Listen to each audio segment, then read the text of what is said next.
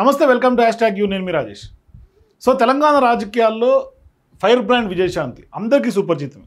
తెలంగాణ ఉద్యమ సమయం నుంచి ఆమె రాజకీయంగా అడుగులు, మరోవైపు ప్రత్యర్థి పార్టీల పైన ఆమె విరుచుకుపడినటువంటి తీరు, మరోవైపు సినిమాల్లో ఎంత హిట్ అయిందో రాజకీయంగా కూడా అంతే స్థాయిలో దూసుకెళ్ళిందని చెప్పాలి.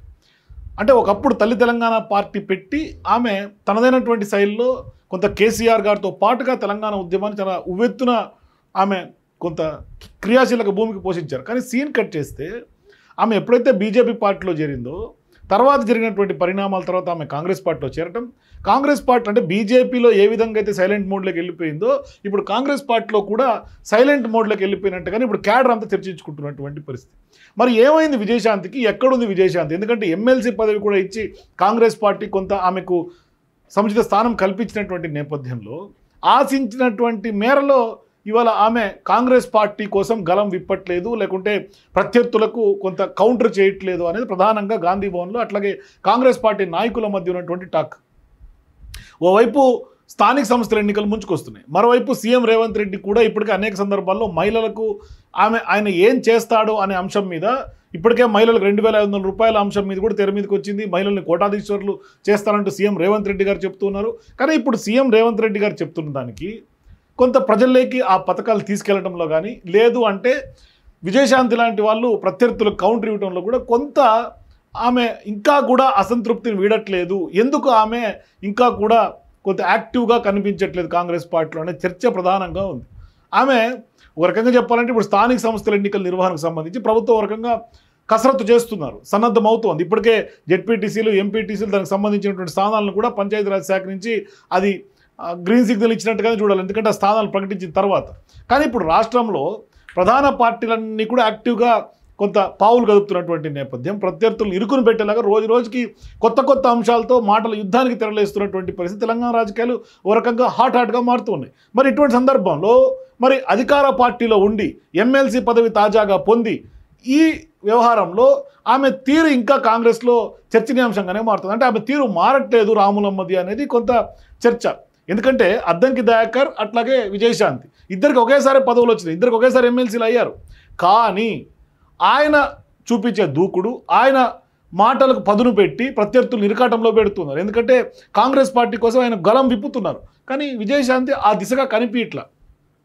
అంటే వాస్తవానికి రాములమ్మగా పేరుగాంచి అందరికీ సుపరిచితులుగా ఉన్నటువంటి విజయశాంతి, ఆమెకి సినీ గ్లామర్ ఉంది, పొలిటికల్ గ్లామర్ ఉంది. కానీ ఆ గ్లామర్ని ప్రభుత్వానికి చాలా ఉపయోగపడుతుందని కాంగ్రెస్ పార్టీ భావించింది. కానీ ఆ ఆనవాళ్ళు ఎక్కడ కనిపించట్లా. ఆమెకి ఎమ్మెల్సీ పదవి అప్పగిస్తే ఆమె సైలెంట్ మోడ్లో నుంచి కూడా కొంత యాక్టివ్ మోడ్లోకి వస్తారేమో అనుకుంది కాంగ్రెస్ పార్టీ నాయకులు. కానీ ఇప్పుడు అటువంటి పరిస్థితులు ఎక్కడ కనిపించట్లా. మరి పార్టీకి ఇప్పటికి కూడా ఇంకా షాకింగ్ గురి చేస్తానే కనిపిస్తుంది. ఎందరో ఆశావాళ్ళు ఉన్నప్పటికీ అందరినీ పక్కన పెట్టి ఇప్పుడు విజయశాంతికి ఎమ్మెల్సీ పదవి ఇచ్చారు. పిలిచి మరీ అవకాశం ఇస్తే ఎమ్మెల్సీ వచ్చాక కూడా ఆమె ఎక్కడా కనిపించట్లా. ఇప్పుడు సొంత పార్టీ నాయకులకు కూడా ఇవాళ అదే చర్చ జరుగుతోంది. సొంత పార్టీలోనే విమర్శలకు దారితీస్తోంది ఈ తీరు. మరి తెలంగాణ ఉద్యమంలో ఆమె చాలా క్రియాశీలకంగా అనుబంధంగా ఉన్నటువంటి విజయశాంతి గతంలో బీఆర్ఎస్ పార్టీ, బీజేపీలో పనిచేసినటువంటి అనుభవం ఉంది, సుదీర్ఘ రాజకీయ నేపథ్యం, ఎంపీగా పనిచేశారు, ఆమె సొంత పార్టీ పెట్టారు.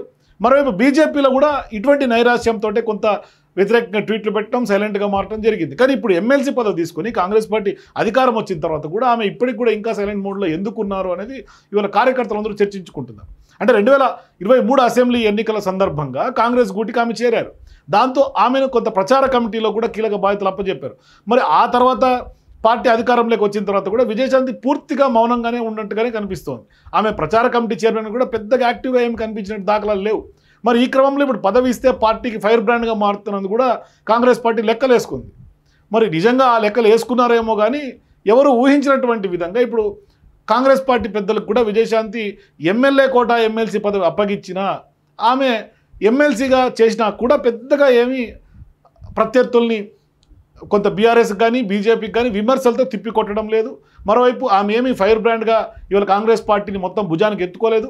గులాబీ బాస్ కేసీఆర్ పైన కూడా విమర్శలు సంధించడంలో విజయశాంతి తన సత్తా చూపుతుంది అని అందరూ భావించారు. కానీ ఆ దిశగా ఏం కనిపించారు. అందుకు భిన్నంగానే విజయశాంతి వైఖరి ఉన్నటువంటి నేపథ్యంలోనే ఇప్పుడు ఇటు ప్రభుత్వంలో కానీ అటు పార్టీ కార్యక్రమాల్లో కానీ ఎక్కడ యాక్టివ్గా కనిపించలేదు. యాక్టివ్గా పాల్గొనక పోవడంతో ఇప్పుడు ఎమ్మెల్సీ పదవి వచ్చాక కూడా అడపాదడపా మీడియా ముందుకు రావటమే తప్ప గాంధీ భవన్కి వచ్చి మీడియాతో మాట్లాడుతున్నారే తప్ప పెద్దగా యాక్టివ్గా కనిపించడం లేదనే చర్చ ఎక్కువ శాతం కాంగ్రెస్ పార్టీ నాయకుల్లో వినిపిస్తున్నటువంటి మాట.